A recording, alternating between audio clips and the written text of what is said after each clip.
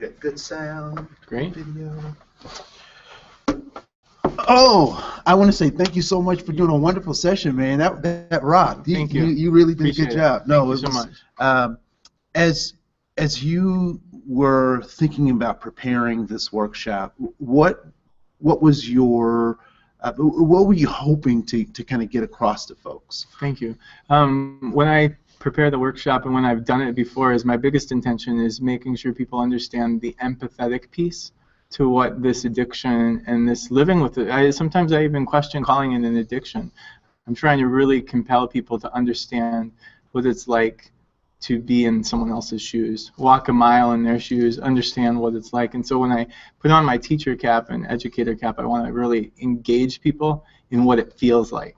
And so all the way down from the beginning to the end, walking in this issue, this circumstance, this idea. So Ryan, can you, for the folks who didn't make it to the session, can you tell them just a little bit about you and the work that you're doing? Yeah, thank you. So right now I'm a practicing therapist in private practice in Uptown. I work with what is sexual trauma, sexual healing, and in particularly right now I'm working with people that are struggling with the identification of pornography, where it lives, where it sits in their life.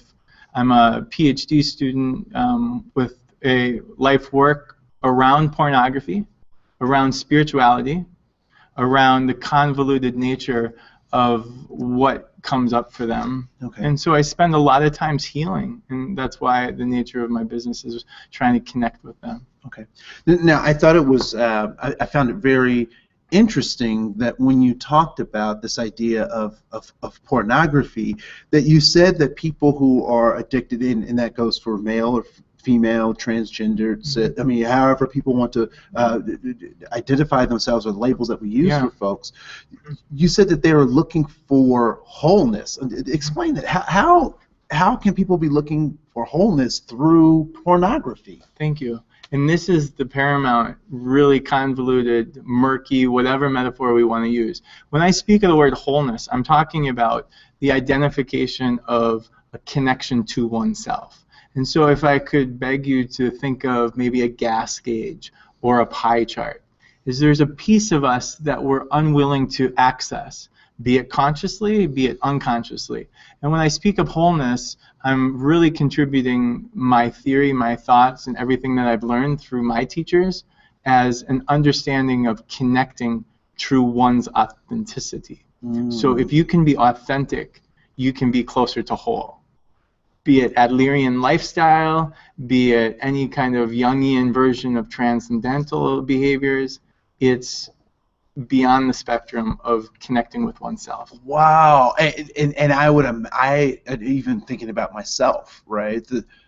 The person that I have the most difficulties being authentic with is me. No doubt, right? Right. And then you look in the mirror, right? And Andre, what I really see, and what a lot of my work gives me so many goosebumps, is when someone sees that and they have that aha moment where they look at themselves and they say, oh my goodness, I've got it. Yeah. Now, I did find it interesting. I also found it interesting when you were talking about men who would describe themselves as being straight, you know, using that term, whatever that means, right? In the gender fluidity nature. Yep. But finding themselves watching either transgender sexual porn, or lesbian, or even gay male porn. Yeah, right. And saying that they think they might be drawn to, they might be either gay or they might be transgender, when you question them, they're not sure about that. So how does the straight male see these things and then become? So does that mean that they are? No, absolutely not. Okay. Absolutely not. And that's where the reason many people will come into my office, and many people will seek out questioning and consultation, is they've caught themselves at what I would consider the apex of their porn addiction, and things are starting to crumble around them. And one of the apexes that's described as oh my gosh, my pornography has gotten more intense, it's gotten more graphic, and now my sexual desires, are they equal to or parallel to what I really am acting out sexually? Okay, physically now, not just emotionally and what I'm thinking. And what I talk to them a lot about is it's not about their graphic desires and what they're fantasizing about. And by fantasizing, that's their script. That's their identification of their sexuality.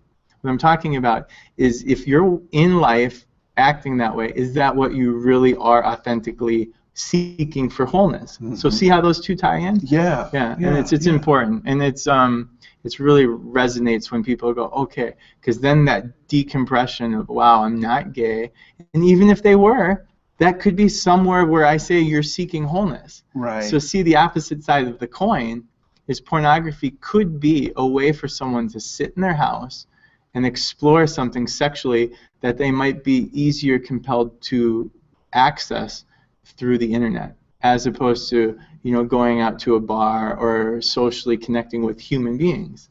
So it becomes problematic greatly in its secrecy, right? So so keeping secrets, hiding, being full of shame for having or being participatory in those things, that becomes the problematic part. It is problematic because there's no connection, and so there's no I don't want to say, for lack of better words, there's no mind-body connection. So their mind and what they're seeking and what they're fantasizing about and what they're drawn to might not be what their physical body's asking for. Okay. They're still trying to process. Could be possible, like I alluded to when I talk to people, the little t, the big T in traumas. That's a very catchphrase now, but it's very specific.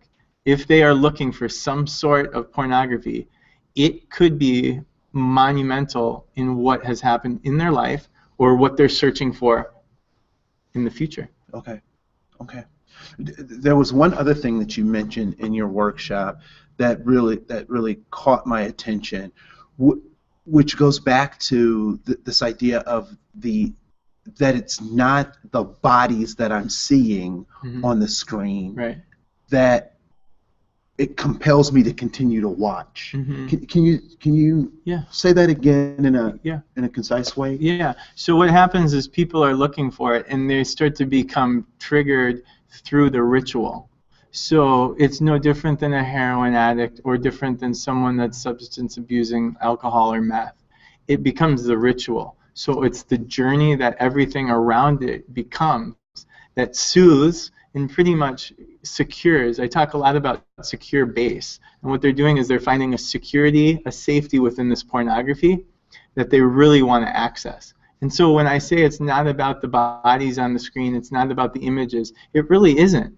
It's about the intensity that maybe the images are drawing, but that's excluded. And the reason why I say it's excluded is it's because it's the action. It's the ritualistic action that's being kind of triggered in the brain. And then we start going into neurochemistry and really the neurological system. Okay.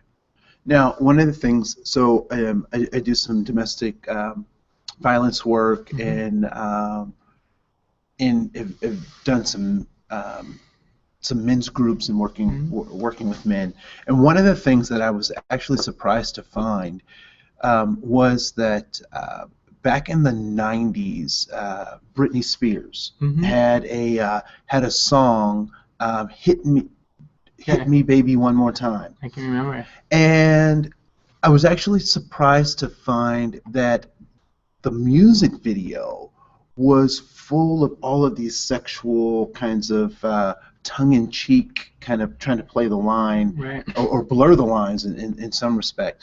And in doing my research, I found that the actual producer of that video was a porn producer out of San Francisco. Right? So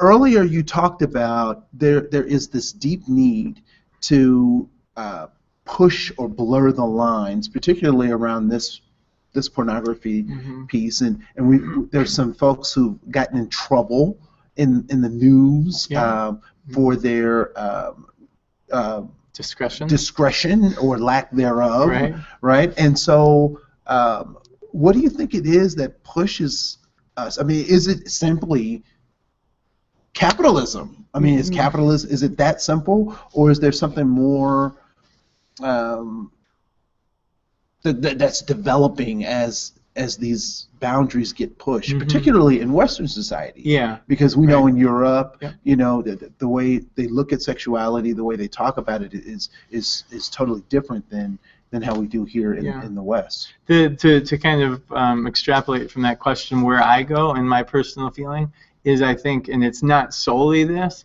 but it becomes overconsumed. The sexuality of our culture, it becomes kind of just a necessity to connect with people. And part of my theory and what my hope is people start recognizing that there's a need for emotional connection.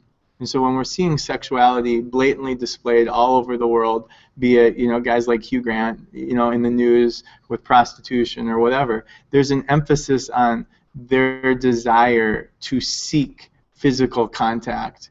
Okay? And what that also is that's the porn. That's the porn that people are doing, and we're conditioned, no different than what B.F. Skinner says. We're conditioned like little rats in the cage. And I think it bypasses just capitalism. I think capitalism is a huge, they realized it, they found out, that's why the porn industry is making billions and billions of dollars. But what is so kind of tightly underground is the physical reactions our body just asks for, be it dopamine, be it any kind of just knee-jerk reaction of ecstasy. Yeah. So you know, because I can be pretty dogmatic, right? 'Cause Yeah. I'm very opinionated, and that's why I love it. I see the world in a particular kind of way. But I think that I appreciated this conversation that we had because I think sometimes the moral imperative gets in the way of actually being able to talk about what happens to people. And so I really appreciate your work. I support your work. Thank you. And you guys should support this guy as well. He's an up-and-coming rising star in terms of helping people connect to their wholeness. And so, Ryan, it was a pleasure to have you today, man. And thank you. Yeah, look for all the great things that you'll be doing with us. So, thank you so much. All right, man. Have Appreciate a good day. it. You too. So fun. You're amazing. I love it. You bring the energy. I totally dig it. And you